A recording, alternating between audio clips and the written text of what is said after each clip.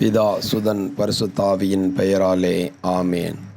ஆண்டவர் இயேசு கிறிஸ்துவின் அன்பை பெற்று முன் குறித்து வைத்து அழைக்கப்பட்டுள்ள உங்கள் அனைவரையும் டிவைன் வாய்ஸ் சேனல் மூலமாக தவக்காலத்தின் 11ஆம் நாளில் உங்களை மீண்டும் சந்திப்பதில் மகிழ்ச்சி கொள்கின்றேன். தவமும் ஜபமும் என்ற தலைப்பில் இன்றைய சிந்தனையாக ஆண்டவர் நம்மை எந்நாளிலும் பாதுகாக்கின்றார் என்கின்ற சிந்தனையில் சிந்திக்க கடவுள் நம்மை அழைத்திருக்கின்றார்.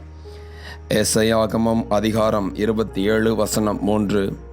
ஆண்டவராகிய நானே அதன் பாதுகாவலர், இடையராது அதற்கு நான் நீர் பாய்ச்சுகின்றேன். எவரும் அதற்கு தீங்கு விளைவிக்காதவாறு இரவும் பகலும் அதற்கு காவலாய் இருக்கின்றேன். ஆமேன். இதோ ஆண்டவர் எந்நாளிலும் நம்மை பாதுகாக்கின்றார். ஒவ்வொரு நேர நிமிடங்களிலும் பறக்கும் பறவைகள் போல் நம்மை எந்நாளிலும் பாதுகாத்து நம்மை ஆசீர்வதித்து வழிநடத்தக்கூடிய தேவாதி தெய்வமாயிருக்கின்றார்.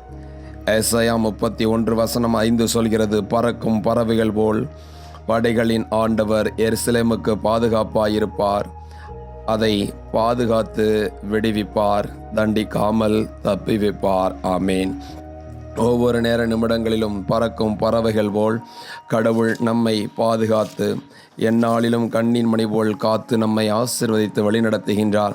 ஆகையால் இந்த தவக்காலத்திலே ஆண்டவரோடு இணைந்து பயணிக்கக்கூடிய மகனாய் மகளாய் நாம் வாழ்கின்ற பொழுது கடவுள் தம் தூதனை அனுப்பி நம்மை ஒவ்வொரு நேர நிமிடங்களிலும் தெய்வீக பாதுகாப்பை கொடுக்கின்றார்.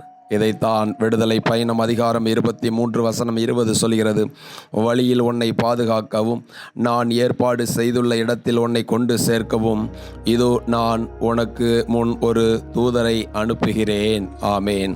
இதோ ஆண்டவர் நமக்கென்று ஒரு தூதரை அனுப்புகின்றார்.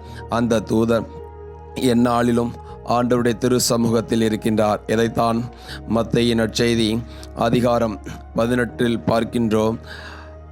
ஆண்டவருடைய தூதர் எந்நாளிலும் ஆண்டவருடைய திரு சமூகத்தில் இருக்கின்றார்.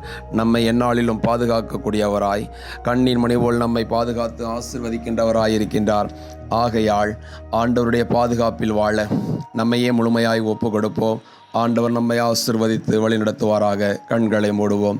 அன்பு தெய்வமே, இறைவா, அப்பாவுடைய தெய்வீக பாதுகாப்பில் நாங்கள் இந்த மண்ணுலக வாழ்க்கையில் பாதுகாக்க எங்களை இடையராது அப்பா கண்ணின் மணி போல் எங்களை காத்து ஆசீர்வதிக்கின்றவரே, இந்த தவக்காலத்தின் வழியாக மீண்டுமாய் ஒரு தெய்வீக பாதுகாப்பின் ஆசையை எங்களுக்கு தந்து எங்களை வழிநடத்தும்படிக்காய் ஒப்பு கொடுத்து ஜெபிக்கிறோம். ஜெபம் கேளும் நல்ல பிதாவே. ஆமேன், ஆமேன், ஆமேன்.